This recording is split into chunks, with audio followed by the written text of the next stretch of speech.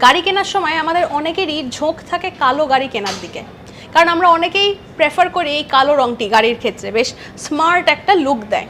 কিন্তু জানেন, বিশ্বে এরমও একটি দেশ রয়েছে যেখানে কালো গাড়ি ব্যবহার করা নিষিদ্ধ, কারণ সেই দেশের যারা বাসিন্দারা তারা বিশ্বাস করেন যে কালো রঙটি অশুভ, বরঞ্চ তারা সাদা রঙটিকে বেশ প্রাধান্য দেয়, কারণ তারা মনে করেন যে সাদা রঙটি বেশ শুভ।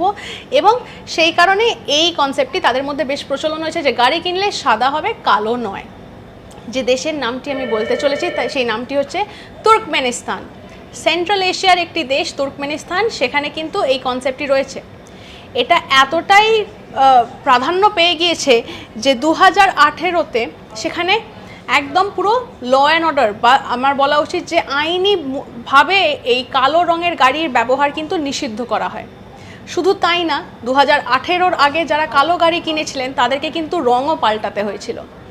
এরকম নানা ফ্যাক্টস রয়েছে আপনাদের জন্য, তাই লাইক, শেয়ার, সাবস্ক্রাইব করুন এবং সঙ্গে রাখুন আজ তাক বাংলাকে।